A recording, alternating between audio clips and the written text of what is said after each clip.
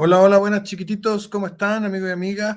Les presenté les preparé una pequeña presentación de PowerPoint para explicarles algunas cositas que me parece que sería interesante que reflexionaran al respecto. Bien, eh, esto se trata de la organización política de las distintas iglesias cristianas. Obviamente, aquí estamos considerando todas aquellas asambleas que se autodenominan cristianas, con excepción de cosas locas como los testigos de Jehová, los mormones, la iglesia científica de Jesús, o todas esas que son de la época que se llaman las iglesias de la restauración, del movimiento por la restauración, que son de mediados del siglo XIX. Eso no las cuento. No las cuento como cristianas, aunque se digan cristianas, porque sus dogmas ya son muy enfermos, ¿cachai? Son demasiado locos, los testigos de Jehová o los mormones, o la Iglesia Científica de Cristo y otras más, ¿no es cierto?, que son ya demasiado alejados de los dogmas originales.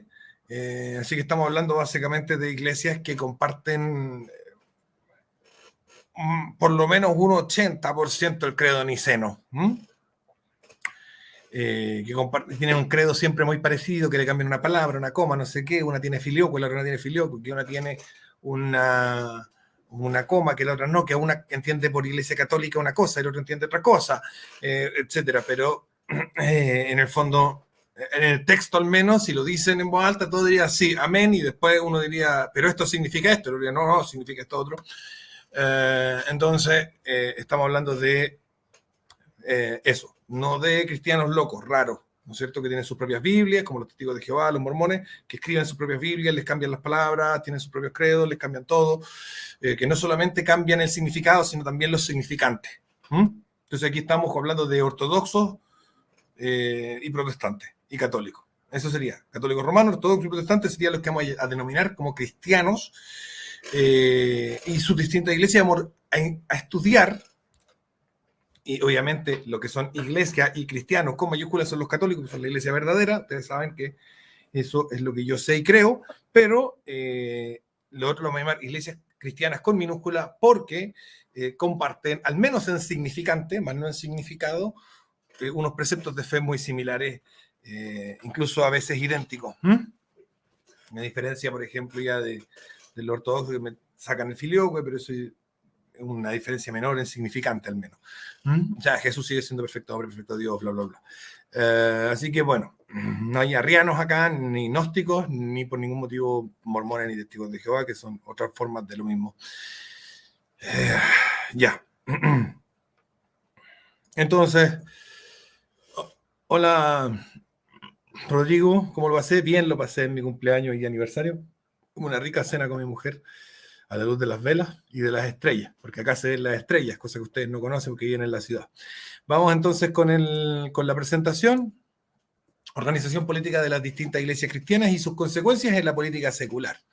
Este grafiquito, que fue el mejor que encontré en internet, aunque no estoy de acuerdo con cómo está presentado, pero era el más completo, el mejor presentado, es el que presenta, ¿no es cierto?, las distintas ramificaciones del cristianismo, con el único error es que en los primeros 1000 años debería todo estar dentro de lo que es moraíto, católico romano,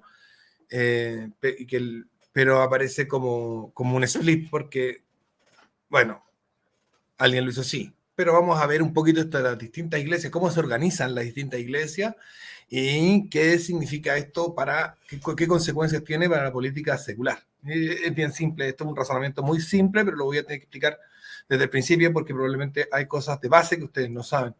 Entonces vamos a hablar de las fuentes del cristianismo. El cristianismo tiene básicamente tres arjes, tres fuentes, tres principios, tres orígenes, tres fuentes es la palabra más correcta, pero sí, de las que bebe, ¿no es cierto?, el cristianismo para establecerse, ¿vale? Tienen la tradición, o sea, lo que es, mi mamá era cristiana y ella hacía esto, así que yo hago lo mismo. Eso, de la tradición, transmitir diciendo, mi hijito tiene que rezar el rosario, por eso puse el rosario en la tradición, aunque no es la única tradición ni representa todas las tradiciones, pero una tradición no se puede poner una imagen por tradición. Entonces lo que tenemos es la tradición, que mi mamá hacía esto, así que yo lo hago, mi abuelito hacía esto, así que yo lo hago, es una forma es una transmisión de conocimiento por imitación y por enseñanza verbal.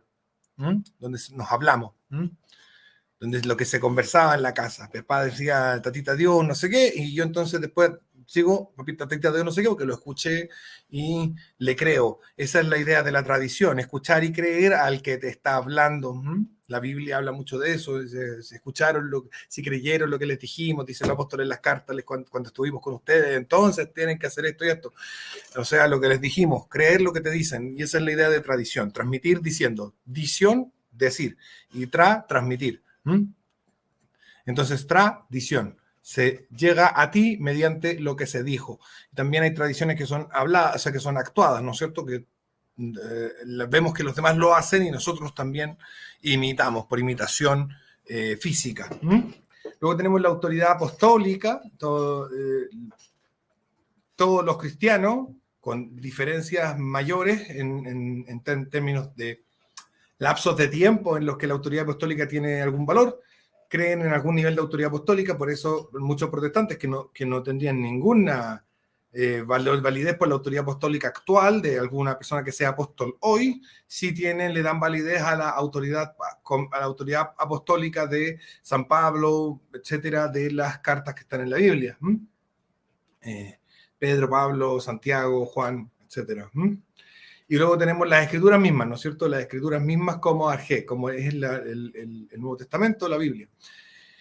Que serían las tres fuentes, los tres arjés del cristianismo. El cristianismo de cualquier denominación siempre va a organizarse en un balance de distinta proporción entre estos tres principios, ¿vale? Vamos a ver que hay denominaciones que son muy dadas darle mayor importancia a la tradición que a las otras dos, que serían, por ejemplo, las iglesias ortodoxas del este y las iglesias ortodoxas orientales. Vamos a ver que, si bien la iglesia católica romana, que el cristianismo no solamente es verdadero, sino además es el más abundante, es más de 1.000 millones de católicos romanos, versus muy pocos, en comparación, muy pocos protestantes y muy pocos ortodoxos, pero que si bien dan mucha importancia a la tradición y mucha importancia a la escritura, va a ser la autoridad apostólica, va a ser la fundamental. Ojo, no estoy diciendo que los ortodoxos no tengan una cierta importancia por la autoridad apostólica, la tienen, pero la tradición está por encima de la autoridad apostólica en términos del equilibrio de arjés que han armado ellos para organizar su cristianismo, mientras que en el catolicismo, si bien la escritura y la tradición también son muy importantes, igual que en los ortodoxos, es la autoridad apostólica lo más importante. Bien, y entendiendo que estas iglesias que tienen alto valor en la autoridad apostólica, y eso incluye también a los luteranos tradicionales, a los luteranos de Lutero, no a los luteranos a la iglesia luterana que se ha ido por cualquier parte, y también a los anglicanos y a los ortodoxos de todo tipo, incluso a los nestorianos y a los coptos, monofisistas, etcétera. Tenemos que ver que todas esas iglesias tienen en algún grado valor de la autoridad apostólica, pero va a ser la iglesia católica la que va a dar el grado mayor de autoridad apostólica. Si la autoridad apostólica es lo más importante, la escritura y la tradición van a ser secundarias ante la autoridad apostólica. Manda el sucesor de X apóstol, en este caso Pedro, por el papado. Ya vamos a ver, por ejemplo, que las iglesias protestantes van a poner mucha importancia en la escritura, incluso aquellas que siguen dándole algún nivel de importancia a la autoridad apostólica, como son los anglicanos o los luteranos, van a darle más importancia todavía a la escritura. Las escrituras son lo más importante y la autoridad apostólica está en segundo lugar y la tradición ya en tercero. Lo mismo pasa con otras iglesias protestantes, los bautistas, los no denominacionales, que en realidad son básicamente, normalmente, o pentecostales, o son bautistas, o son una mezcla de pentecostal y bautista. Después están los menonitas, ya no le van a dar nada de importancia a la tradición y a la autoridad apostólica. En general, los menonitas van a hacer solo escritura. Van a haber hartas iglesias que van a hacer solo escritura.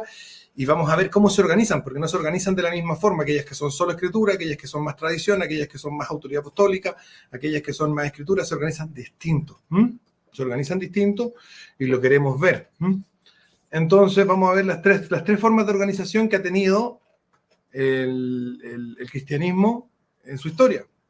Partiendo por el primero y el más abundante, que es la organización episcopaliana. No vamos a confundirnos con la iglesia episcopaliana. La iglesia episcopaliana es eran los anglicanos en Estados Unidos, cuando Estados Unidos se independiza. No quisieron seguir llamando anglicanos porque pensaban que iban a ser perseguidos, porque había un espíritu anti-británico en los Estados Unidos, y se cambiaron el nombre, y como no sabían qué ponerse, se pusieron episcopalianos, ¿vale? Pero eso no significa que ellos sean la única iglesia episcopaliana. Episcopaliano significa que se organiza mediante los obispos o los episcopos, que es como se dice obispo en latín. Entonces, una iglesia episcopaliana, como es la católica, las ortodoxas, como es la anglicana, como es la luterana, como es hay varias que son episcopales. Son iglesias con obispos, son iglesias que se organizan mediante obispos. ¿Y qué es lo que es un obispo? Bueno, hay que partir entendiendo que todas estas iglesias tienen una cosa que se llaman ministros. En la Iglesia Católica el ministro le llamamos padre o sacerdote, pero sabemos que su sacerdocio es ministerial y que nosotros tenemos sacerdocio universal. O sea, que al que llamamos sacerdote es tan sacerdote como yo, pero él tiene un sacerdocio distinto que se llama ministerial y yo tengo uno distinto que se llama universal.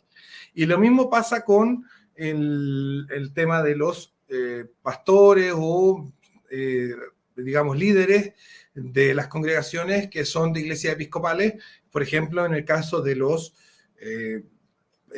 luteranos o de los anglicanos, donde se entiende también, como dice la Biblia misma, y todos estamos de acuerdo, que todos somos sacerdotes, pero hay unos que a unos se les da una mayor importancia, y en este caso ellos les dicen ministros, tanto en la iglesia anglicana como en la luterana, les dicen directamente ministros a los que nosotros le llamamos curita o padre, pero nosotros le decimos sacerdote o padre, curita, al que tiene el sacerdocio ministerial. Así que tampoco es tan distinto ese tema del tema léxico. Sí sabemos que obviamente hay una distinción importante porque al no tener sucesión apostólica, las iglesias episcopales que no son de la rama original, como son las católicas ortodoxas y las católicas y la católica romana, y todas las iglesias católicas en comunión con Roma, no pueden realizar el milagro de la transubstanciación, no tienen autoridad para perdonar pecados otorgada por Jesús a los apóstoles, es decir, a los episcopos, a los obispos, en Juan 20, del 21 al 26,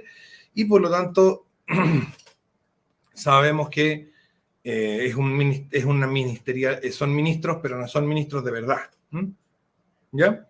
Así como son iglesias con minúscula, porque no son la iglesia, pero sí hay gente reunida y por lo tanto hay eclesium, hay asamblea, hay reunión, hay comunidad y por lo tanto hay iglesia. No es la iglesia verdadera, pero es iglesia. Entonces tenemos estas personalidades que son los ministros, y que en la iglesia católica decimos curita, párroco también. Y estos ministros tienen unos jefes que se llaman episcopos. Episcopos, ¿ya? Episcopo es como vigilante en latín. Significa algo así como vigilante. Obispo, pero es como el que está vigilando, el que está observando. Entonces, el ministro gobierna la congregación de fieles porque tiene un grado superior, y luego vendría a ser el episcopo, el que gobierna a los ministros. Y eso es lo que hace de una organización episcopal. Bien, hay tres tipos de organizaciones episcopales. La organización episcopal propia de los anglicanos, diríamos cuatro. Una organización episcopal propia de los anglicanos, los luteranos, propia de los anglicanos, que es que se comunican finalmente terminan los obispos obedeciendo al rey de Inglaterra. Tenemos la de la organización episcopal de los luteranos y de los episcopalianos americanos, donde hay más bien una democracia de obispos. Y luego tendríamos la organización episcopal de los ortodoxos, donde los obispos tienen un patriarca. Y luego, como cosa especial, tendríamos la denominación cristiana, no solamente verdadera, sino también la más abundante en el mundo, que es la católica, que tienen un superobispo, que es el obispo de Roma, que es el Papa, ¿no es cierto? Entonces este sería como el episcopos de episcopos. Y además sería superministro, porque ministro significa enviado o portavoz, y Papa ejerce ministerio en nombre de Jesucristo mediante su autoridad de, ¿cómo se llama esto? Vicario. Vicario. ¿Quién es un vicario? Bueno, los reyes, en la antigüedad, dejaban un vicario cuando se iban a la batalla y a alguien había que obedecerle, dejaban a un vicario. Y Jesús, cuando se fue, dejó un vicario: a ti te doy las llaves del reino. Así lo vemos los católicos, que entonces tenemos a el Papa. Y para todas estas iglesias que se organizan de manera episcopal, hay una gran importancia de la autoridad apostólica. Recordemos que los apóstoles y los obispos son un poco lo mismo, sobre todo para o sea, principalmente y casi exclusivamente para las iglesias que tienen la sucesión apostólica, como son los ortodoxos, los monofisistas, los católicos, que están excomulgados, etcétera, cismáticos, bla, bla, bla, pero hay, podemos rastrear la sucesión de sus episcopados hasta los 12 apóstoles originales. Y esa es la idea de la sucesión apostólica, que esa sucesión apostólica, de acuerdo a los católicos romanos, decimos que la pierden cuando hay excomunión, ¿no es cierto? Se les separa de la iglesia, pero hay sucesión apostólica. Es un tema de debate y yo creo que no, pero hay gente que dice que sí, que los luteranos y los anglicanos tendrían sucesión apostólica porque fueron fundados por sacerdotes y cosas así. Lo de los anglicanos es un poquito más dudoso porque habían obispos católicos que se pasaron a la iglesia de Inglaterra, pero en el caso de los luteranos claramente no, porque Martín Lutero no era obispo y ninguna de las personas que lo siguieron eran obispos, eran sacerdotes, y el sacerdote ministerial no tiene el poder para crear obispos porque solo un obispo puede crear otro obispo. Así que yo diría que no, pero van a haber luteranos que van a decir que sí tienen sucesión apostólica. El punto es que si hay una importante, si se da mucho valor al arjé de la autoridad apostólica, vamos a tener una iglesia episcopaliana, una iglesia que se organiza mediante obispos. Y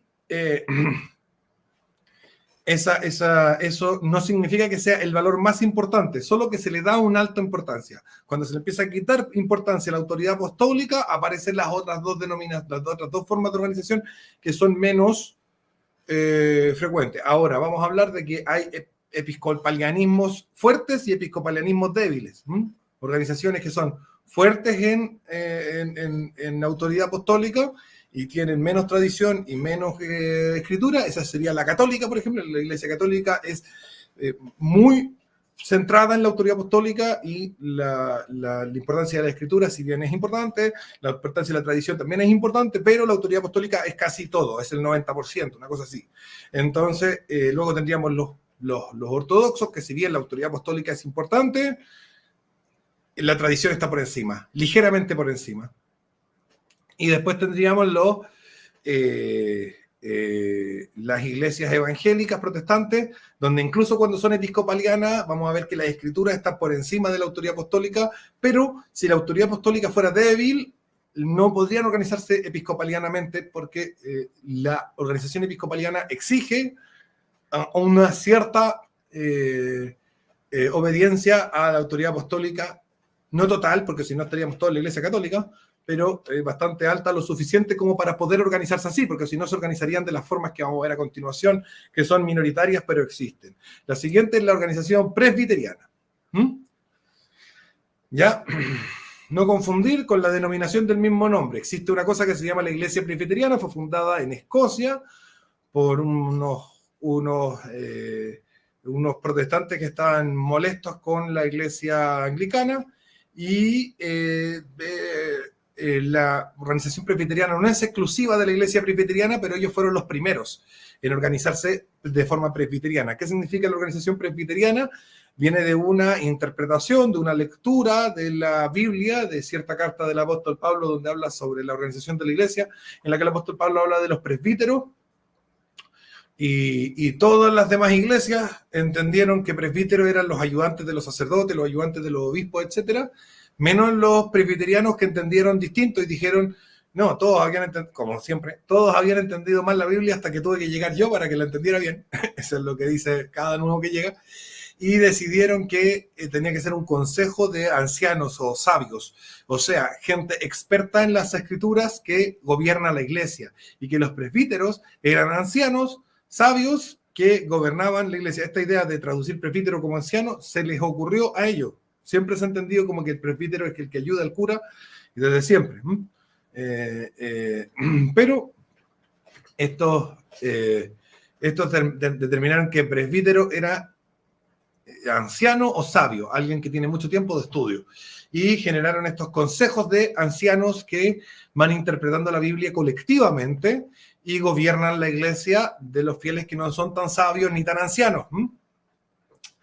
Hay una aceptación de cierta autoridad apostólica en términos de los primeros apóstoles, pero no de la autoridad apostólica como llamaríamos sucesiva, es decir, que se puede transmitir en el tiempo y permanecer, sino que termina con las escrituras. Por lo tanto, las escrituras están por encima de todo. La tradición seguiría de cerca las escrituras, la tradición que ellos van desarrollando mediante el Consejo de Ancianos, y posteriormente, detrás de la tradición, recién empezaría a aparecer la autoridad apostólica en muy pequeñita, casi inexistente, y no tienen episcopos, solo tienen ministros y presbíteros, que serían los que estarían por encima, los que organizarían, ¿vale?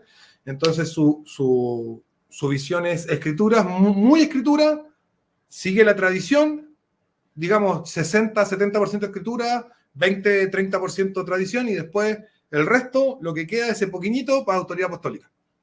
¿Ya? Eso sería la organización de tipo presbiteriana, ¿vale? No solamente los presbiterianos se organizan de forma presbiteriana, hay muchos evangélicos que lo intentan. Si nosotros miramos el mundo anglosajón, vamos a observar que muchas denominaciones se organizan a la manera presbiteriana, y luego, si nosotros los vamos a mirar en el mundo hispano, los vamos a ver organizados de manera episcopaliana en la misma denominación. Vamos a ver cómo los pentecostales en los Estados Unidos son presbiterianos, y los pentecostales en América Latina son, en América Hispana, en Chile al menos, y creo que en Perú también, son episcopalianos. Entonces vemos que es bien loose la cosa. Pero no solamente lo importante es esto, no solamente los presbiterianos se organizan de forma presbiteriana, por ahí un chico que llama siempre Legionario de Hierro, es de una iglesia que tiene una organización presbiteriana sin ser de la denominación presbiteriana, sino más bien de la denominación metodista, creo que es de Wesley. ¿Ya? No estoy seguro tampoco, pero va por ahí. Pero sí su organización es presbiteriana, luego que es una forma de gobierno eclesial que siguen varias denominaciones protestantes, no solamente quienes la inventaron, que se llaman así, sino que muchas otras, y que tiene que ver con esta interpretación del pasaje donde se dice que son los ancianos los que se organizan y mediante las escrituras desarrollan la tradición. Las escrituras dan lugar a la tradición y no la tradición a la escritura, ¿vale? Esa es un poco la idea. Y para que las escrituras puedan engendrar verdadera tradición se requiere un consejo de ancianos que las interpreta colectivamente. ¿Ya? Esa es la idea de los presbiterianos. Y vamos a terminar con lo último, organización de asamblea, totalmente horizontal, ¿vale? Solo reconoce el arché escritural, el arché escritural. No hay otro principio, no hay tradición ninguna, ni tampoco sucesión apostólica ni apostolado de ningún tipo, solamente las escrituras y nada más que las escrituras. Estos agarraron la sola escritura que decía Lutero y la llevaron la ejercieron de forma total, porque los anteriores no eran sola escritura. Lutero no era sola escritura, decía sola escritura, pero tenía tradiciones, tenía hablaba, o sea, defendía cosas de la autoridad apostólica, así que era que la escritura iba a ser más importante que lo demás, pero no iba a ser solo escritura. Los que llegaron al punto de solo la Biblia son los tipos de organización estilo asamblea, que son principalmente menonitas, o ramas de los menonitas como los cuáqueros, los Amish o los Whirlpool. Y no tienen ministro, no hay ministerio. Solamente hay sacerdocio universal, de acuerdo a lo que ellos entienden, porque no están bautizados católicos, no tienen sacerdocio universal, pero bueno, ellos se entienden que todos son sacerdotes y todo se discute y se conversa en asambleas. Se reúnen, viven en comunidades pequeñas, bastante cerradas, y se reúnen a conversar todo en asambleas donde terminan quedando de acuerdo. No son asambleas democráticas, son asambleas donde se ponen de acuerdo. Conversan hasta que se pongan de acuerdo, no hasta que gane una mayoría o algo así. Hay ciertas costumbres que los ayudan en eso, dependiendo de cada, en este caso ya las llamaríamos sectas, por el tema de ser comunidades tan cerradas y tan separadas, tan aisladas del resto del mundo, pero hay distintas normativas, pero hay normativas que lubrican esto, como que si tú ves que la mayoría está pensando distinto a ti, entonces deberías como sumarte a la mayoría y dejar de discutir para que lleguemos luego a la decisión. Hay distintas normativas como que se podrían llamar tradicionales, pero que en el fondo son más que, no son más que costumbres.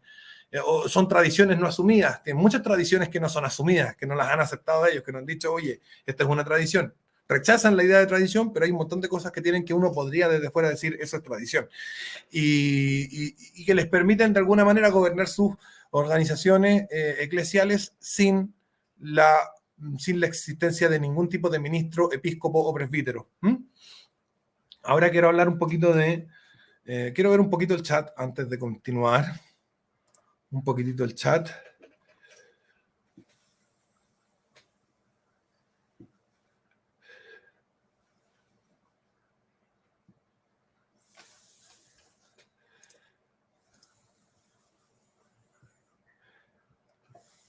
Seba, ¿cuándo empezó tu fe en Dios de manera tan profunda? No es como un momento así, es más largo.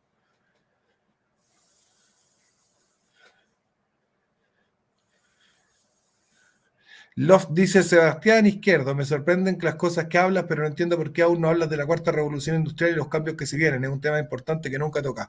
Porque no existe eso, no va a pasar. Es mentira.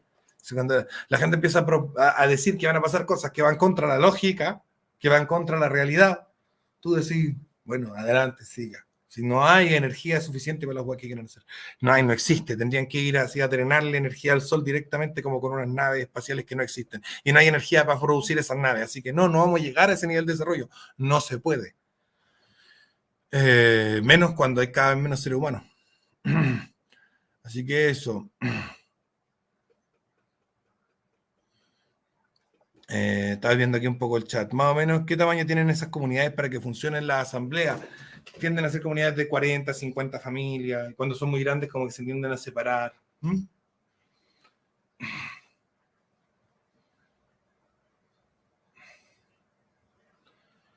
¿Qué opinas de lo de la iglesia alemana? En Alemania hay un sínodo donde una serie de curas muy herejes están pidiéndole al Papa permiso para casar gay y para casarse casi que entre ellos. Vamos a tener después curas casados. Y el Papa les ha dicho varias veces que no, pero insisten. Algo bueno que haga Francisco y le siga diciendo que se vayan, que se metan sus requerimientos por donde mejor les quepan, por donde les gusta meterse otras cosas, digamos. Así que bueno. Sigamos con este tema. ¿Qué significa esto para la organización política? Hay una consecuencia, o sea, la gente que se organiza así en lo religioso, de distintas formas, ¿no es cierto? De estas tres formas que ya vimos, la organización episcopaliana, la organización presbiteriana y la organización de asamblea, va a tener distintas consecuencias. La organización episcopaliana da lugar a una sociedad más tradicional, a una sociedad más jerárquica, muy jerárquica, altamente jerárquica.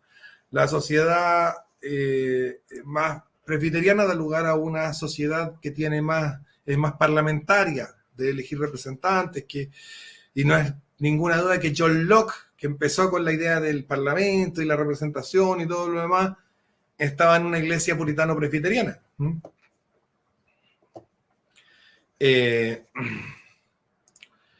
Y la organización de asamblea tiende a organizaciones más bien anárquicas o de democracia directa, ¿ya? Pero vamos a analizarlo con mayor profundidad. Primero una cosa, cuando existe la supremacía escritural, hay un importante cambio en el orden social. O sea, cuando decimos que cuando empezamos a tener un cristianismo que valora la escritura por encima de la tradición y de la autoridad apostólica, Cuando se dice la escritura es lo más importante, la Biblia es lo más importante, yo obedezco a la Biblia, él está a un paso de decir yo obedezco leyes, no personas. Gobierno de leyes, no de personas. ¿Quién decía eso? Los padres fundadores de los Estados Unidos. La idea del rule of law. El gobierno de la ley. No el gobierno de el rey, el duque o el presidente, sino el gobierno de la ley. Manda la ley. Lo que en Chile llamamos, y recacarean los derechistas, el Estado de Derecho. ¿Bien? Una mentalidad propia de una persona protestante que da supremacía a la escritura por encima de la tradición y por encima de la autoridad apostólica, va a ser una persona que va a ser más proclive a tener un sistema de gobierno basado en el rule of law. Le va a funcionar porque van a escribir una ley y le van a hacer caso a todo porque no le están haciendo caso a alguien. Son personas soberbias, no son capaces de agachar el moño y obedecer a una tercera persona. No le van a hacer caso al jefe, le hacen caso a lo que está escrito. Por eso los contratos laborales en esos países son enormes, apoteósicos. Porque todo lo ponen ahí, usted no le hace caso al jefe, usted le hace caso a su contrato. Usted no le está haciendo caso al presidente, usted le está haciendo caso a la ley. Entonces tiene que ver con la incapacidad de un ser humano de agachar el moño frente a otro ser humano, que lo hace decir, entonces yo solamente le hago caso a lo que está escrito, y entonces nos ponemos a escribir cosas por organizar la sociedad. Son sociedades que se organizan mediante escribir cosas. Y les funciona porque todos los sujetos de la sociedad, o la mayoría, al ser de denominaciones religiosas que son escriturales, como son la mayoría de las protestantes, por no decir todas, o sea, de supremacía escritural, donde la Biblia manda más que la tradición, más que la autoridad apostólica, la Biblia, el sola escritura, se dan sociedades mucho más de tipo rule of law, donde las personas, claro, si obedecen la Biblia porque está escrita, también van a obedecer las leyes que están escritas, no al gobernante, que no es una cosa escrita, sino una persona concreta que le está mandando a hacer algo o no hacer algo. ¿Bien?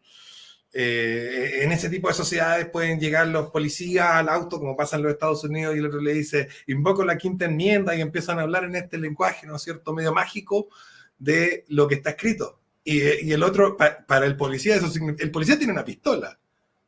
Dice, oye, dime, tú mataste a Juanito. Y el otro con la pistola al frente dice, invoco la quinta enmienda. Y el policía dice, oh, invocó la quinta enmienda, no puedo hacer nada.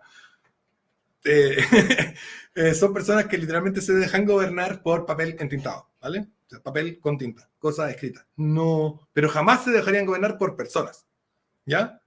Es una forma de ser muy soberbia, muy orgullosa, de no poder agachar el moño frente a otro que está en una posición superior.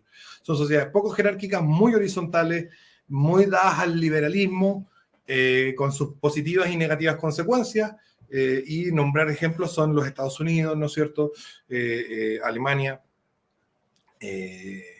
Inglaterra, Canadá, Australia. Eso tienen consecuencias positivas y negativas. El liberalismo obviamente tiene consecuencias positivas, no puede no tener consecuencias positivas, todo lo hemos visto, cómo aumenta la riqueza y todo lo demás, pero al mismo tiempo tiene sus consecuencias negativas en el otro ámbito, que las costumbres se deterioran, la moral, etc. ¿Y quién soy yo para decirle a él cómo tiene que entender él lo que está escrito? Él tiene que obedecer lo que está escrito a su manera y yo obedezco lo que está escrito a la mía. Así que ahí están los gays y los protestantes, y conviven pacíficamente porque el protestante lee la Biblia y dice los gays están mal, y dice los gays están mal, y el gay lee la Biblia y dice los gays están mal, y dice no está hablando de eso, está hablando de los coliflores. Y todos contentos porque cada uno está siguiendo lo que está escrito a su manera. Así que son sociedades poco jerárquicas, muy horizontales. ¿Ya? En cambio, en las sociedades que tienen más relación con la autoridad apostólica, vamos a ver que el valor de la obediencia no está dado tanto a las leyes, sino más bien a las personas. Y yo le digo a los chilenos acá, agarre el Código Penal. Nosotros somos una sociedad supuestamente basada en leyes escritas, porque somos una república liberal y todo lo demás, pero la conducta de las personas no cambia. Y quiero que hagan lo siguiente, agarren todo el Código Penal y todo lo que esté catalogado de falta o delito, no los crímenes porque ahí ya está yendo el chancho, pero todo lo que es falta o delito, y puede usted hacerlo todo lo que quiera, lo que es falta y delito, siempre y cuando en el momento en que usted esté frente al juez, frente al carabinero, frente a la PDI, frente al fiscal, usted obedezca lo que le dicen. Si usted obedece a las personas, usted no se va a ir nunca preso mientras se mantenga dentro del ámbito de lo que son faltas y delitos. Si usted pasa crímenes, se va a ir preso. Porque crímenes ya es demasiado grave como para que te la dejen pasar. Pero si tú robos menores, unas peleas a combo, cosas así, algún fraude chico por aquí, bla, bla, bla, si tú le haces caso al policía, y tú le haces caso al fiscal, y tú le haces caso al juez, no vas a pisar la cárcel. ¿Por qué? Porque esta es una sociedad que, si bien el sistema político se pretende un sistema de rule of law, ¿no es cierto?, donde manda la ley, en realidad subyace en nuestra idiosincrasia un sistema que da valor a la obediencia a los que se perciben como autoridad o son establecidos como autoridad por el propio sistema, dígase jueces, policías, fiscales, etc. Estas son sociedades altamente jerárquicas, tienden a una sociedad de tipo aristocrática, tienden a ser sociedades de este tipo, que son sociedades que están influenciadas fuertemente por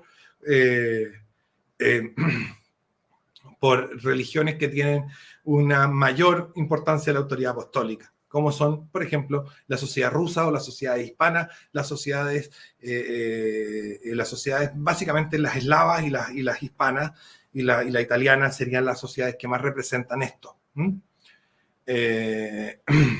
O sea, sociedades que son muy ortodoxas o muy católicas y por lo tanto muy aristocráticas, muy centradas en la obediencia a las personas y donde la ley en realidad importa, pero puede torcerse, doblarse siempre y cuando estén haciéndole caso a la persona que hay que hacerle caso. ¿Ya?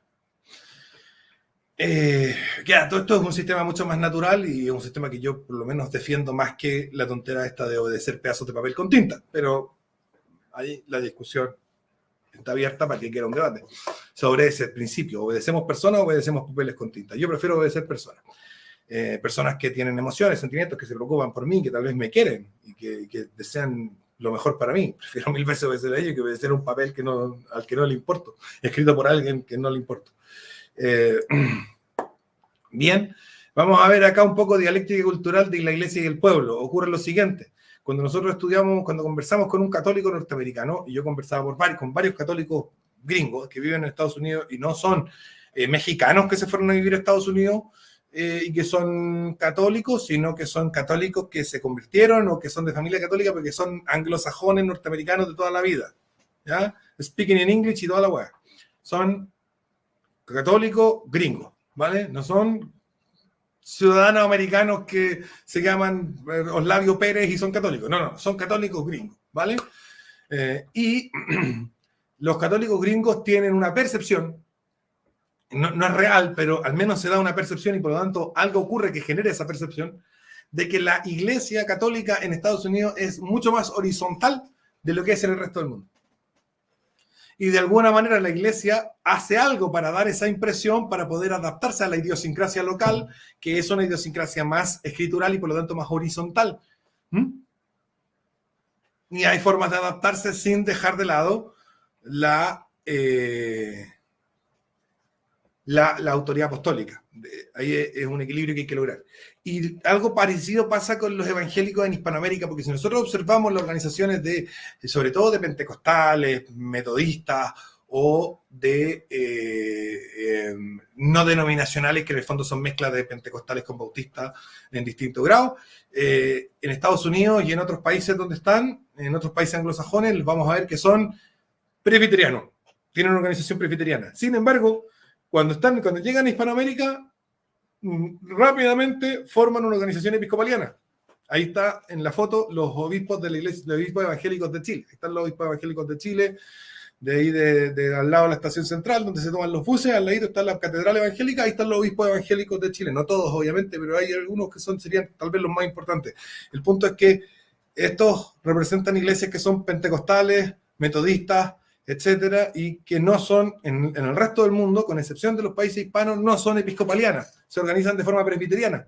Y acá se han organizado de forma episcopaliana, salvo algunas excepciones que lo han intentado organizarse de forma presbiteriana, pero son muy minoritarias. Las iglesias evangélicas chilenas que han tenido éxito han cambiado, y en Hispanoamérica en general, han cambiado su organización de una presbiteriana a una episcopaliana. ¿Por qué? Porque una organización episcopaliana se combina mejor con la idiosincrasia de un pueblo que históricamente fue católico. Entonces, tratan de ser más episcopalianos. Funciona. Si los que son presbiterianos, no les funciona mucho en Chile. Las iglesias que han tratado de... hay bautistas en Chile, hay como 5 iglesias bautistas que están en pugna, y hay unos que son presbiterianos, son muy pequeños, y otros que son episcopalianos, son enormes, les ha ido la raja. Entonces, claramente hay una dialéctica aquí, porque no solamente el pueblo afecta a la organización de la iglesia, sino que la organización de la iglesia afecta a la idiosincrasia del pueblo. Se están afectando mutuamente. El pueblo, la idiosincrasia de la gente afecta a la organización de la iglesia, y la organización de la iglesia afecta la idiosincrasia del pueblo. Y eso es un fenómeno interesante de observar. Y con eso me doy el fin, y para que lleguen lo que se llaman las preguntas, así que pónganle bueno con las preguntas. Esto lo hice como en 5 minutos acá en mi casa, porque me dieron ganas de hablar de esto. ¿Cuánto es el porcentaje de católicos en Estados Unidos? Se acerca ya a la mayoría, estamos por el 40 y tanto.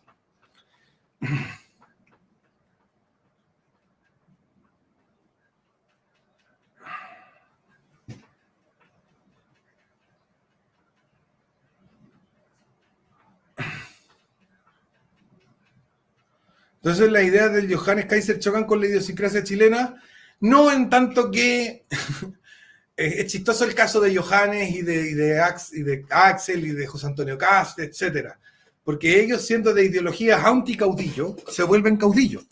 Las ideologías que propugnan son ideologías anticaudillo del Estado de Derecho, el rule of law, y la gente los sigue para hacerles caso a ellos. Entonces se genera una dicotomía o digamos, una paradoja. Siendo alguien que quiere que no le obedezcan a las personas, tiene gente que le obedece. Le pasa a Kast, le pasa a Kaiser, le pasa a los Kaiser en general. Son personas que tienen una ideología que va en contra de obedecer personas y a favor de obedecer papel. Sin embargo, se llenan de personas que les hacen caso. Ya, igual debe ser un poco frustrante para ellos. En algún momento yo me los imagino diciendo como, sean libres, hueones, no quiero que me hagan caso a mí. Entonces se genera una paradoja. ¿Ya? Eso con respecto al tema de si su idiosincrasia y todo. En tanto el chileno lo ve como un líder a quien seguir y obedecerle, en el caso de Kast y de Kaiser, les va a ir bien. Pero el problema que se genera en esta paradoja es que lo que ellos proponen es lo contrario. Entonces están logrando lo contrario de lo que proponen. Y eso es un poco gracioso. Y ojalá se den cuenta en algún momento de que están puro weando.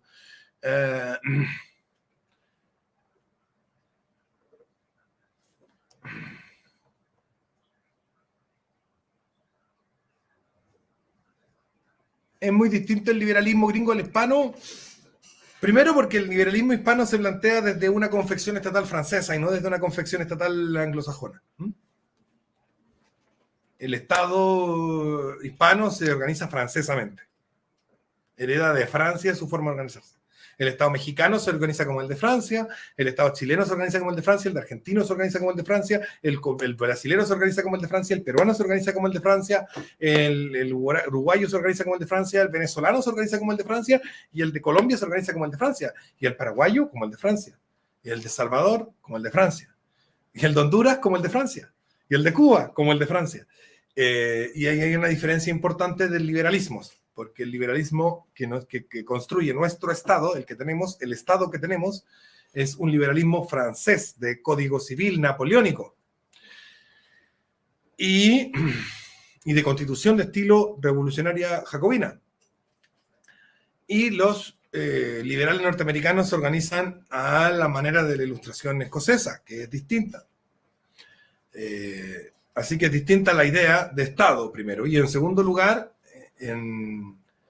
ambos liberalismos no si bien partiendo de la misma idea, no producen las mismas consecuencias. Por ejemplo, nosotros observamos en Estados Unidos, vamos a poner un ejemplo, en Estados Unidos observamos que cuando hay una crisis inmobiliaria, los precios de las casas bajan. El mercado inmobiliario sigue, las casas se siguen vendiendo, comprando, etcétera. Simplemente los precios bajaron porque había burbuja. En cambio, en Chile, y en Chile en este momento lo estamos viendo, en España se vio en 2008, si hay una burbuja inmobiliaria y revienta, no revienta, porque la gente no está dispuesta a vender más barato. Así que se queda con su casa hasta que se la compren al precio que él quiere. Con lo cual, lo que pasa con el mercado inmobiliario es que simplemente se detiene.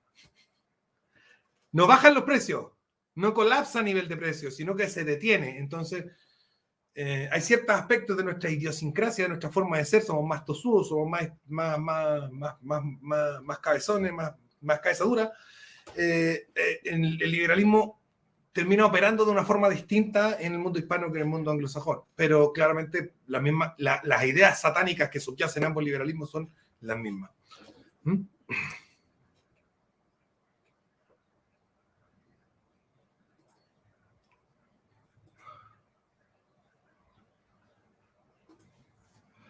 Dice Óscar Eduardo Fuentes Sánchez Coronado, los hispanos añoramos un monarca, por eso se vuelve caudillo. Efectivamente, nosotros nos tenemos una democracia impuesta sobre una forma de ser que es muy monárquica, que queremos un jefe, y hay unos buenos que siguen a Jadwe es Dios, y hay otros buenos que siguen al profe Ortega, y el profe Ortega es Dios, y están todos estos buenos que siguen a Kast, que lo ven como si fuera la segunda avenida, y a Kast la parucía, y están los que siguen a Kaiser, no sé qué, incluso los buenos que me siguen a mí a veces también se portan así.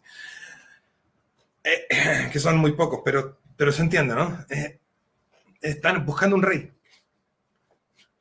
¿Ya? Y los estados hispanos son de imposición francesa porque nosotros no se condicen con nuestra forma de ser.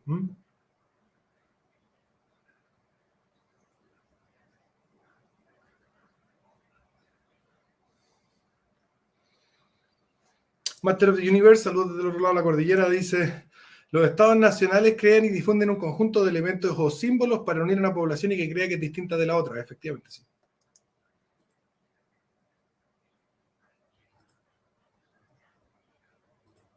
Love, nadie quiere hablar de una hueá que no va a pasar.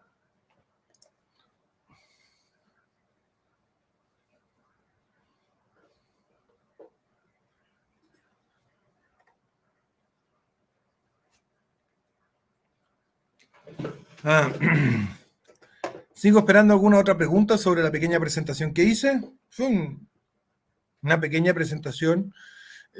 Volver con el disclaimer, el hecho de que haya puesto que todas estas eran iglesias cristianas es a modo de que nos entendamos. Yo creo que la única verdadera iglesia cristiana, con I mayúscula y C mayúscula, es la Iglesia Católica Apostólica Romana.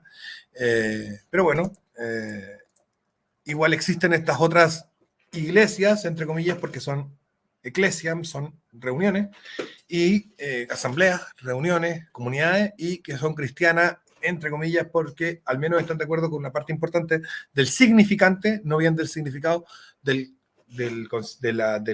credo niceno.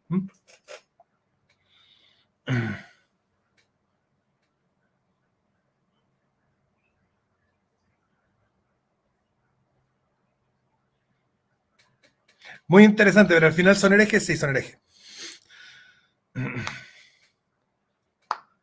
¿A qué iglesia asiste Kim Kardashian? No tengo idea.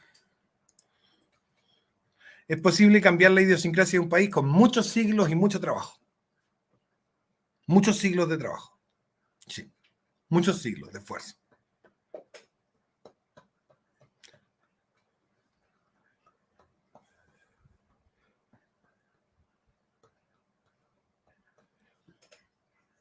A mí me llama la atención cómo se forman las naciones, que determina que en su territorio y su respectiva población sea una nación u otra. A ver, eso siempre ha sido artificial. Si nosotros observamos las naciones precanónicas, vamos a hablar, le voy a responder, porque no tiene nada que ver con el tema del video, así que si quieren se retiran, le voy a responder por cortesía. Las naciones precanónicas, decimos naciones canónicas las que surgen mediante las revoluciones liberales del siglo XIX. Esas se llamarían las naciones canónicas, las que existen hoy en día: Austria, Alemania, Dinamarca, Francia, España, Portugal, Chile, Argentina, Perú, Bolivia, Uruguay, Paraguay, Brasil, Colombia, Estados Unidos. Las naciones que existen hoy en día se llaman naciones canónicas y tienen su origen en las revoluciones liberales. Las naciones precanónicas, o sea, antes de que existieran estas naciones canónicas y unas naciones precanónicas, no tienen territorio. No tienen territorio. Imagínate que prusianos, que es una nación precanónica, Prusia, había hasta en Siberia. Comunidades grandes de prusianos, y en el sur de Argentina, y en el sur de Chile, y de bávaros, naciones precanónicas.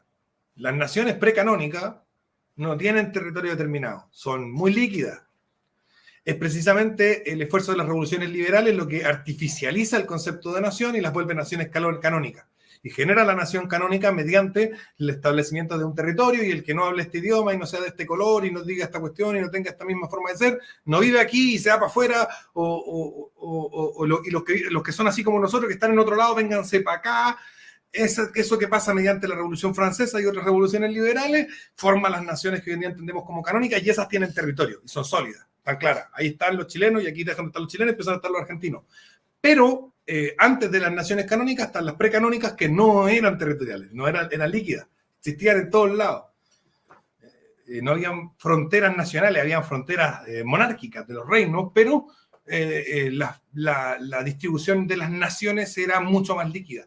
Había mucho más personas de ciertas nacionalidades que hoy en día llamaremos francesas, pero que no eran franceses, que vivían por España o por Italia, britones y normandos y cosas así, y habían personas de las naciones que hoy en día llamaríamos hispanas, ¿no es cierto?, o España, como catalanes o aragoneses, ¿no es cierto?, viviendo en el sur de Italia y en Grecia. No eran sólidas. Esta idea del Estado-Nación con un territorio determinado es artificial y viene dado por las revoluciones liberales.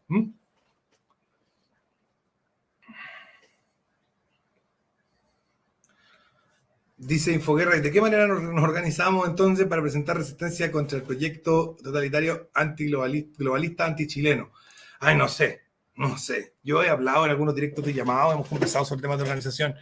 Yo diría que deberían ser varios células, cuadros de combate de distintas, que sean muy íntegros en su denominación política interna, evangélicos, católicos, nazis, liberales, no sé qué la cuestión, y un consejo de líderes, una asamblea de líderes de esos grupos que tomen las decisiones en conjunto. Eso es lo que yo armaría, sería la arquitectura de la resistencia que yo haría.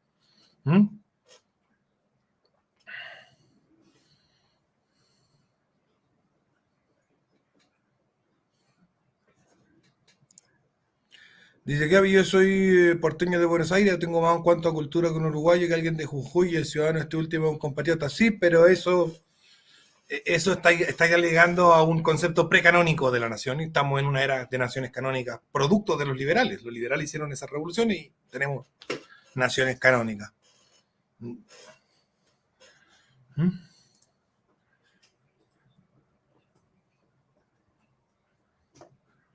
Tener familias grandes y pequeños feudos, sí. Grandes familias y pequeños feudos. Esa es parte importante de la resistencia.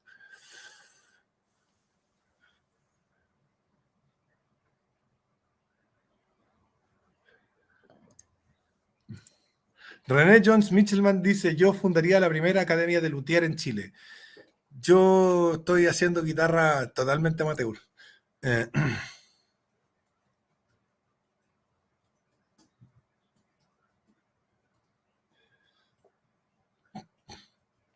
Y bueno, chicos, con esto nos despedimos. Creo que no hay más preguntas sobre el tema que estábamos hablando originalmente, que es de la organización política de las distintas iglesias cristianas y sus consecuencias en la organización política secular.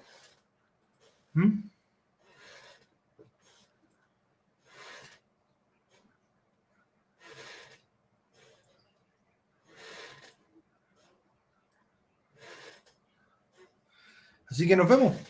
No nos cambiemos de tema cuando estamos en las preguntas y respuestas. ¿Por qué cambiamos de tema en las preguntas y respuestas? Un abrazo. Chao, chao.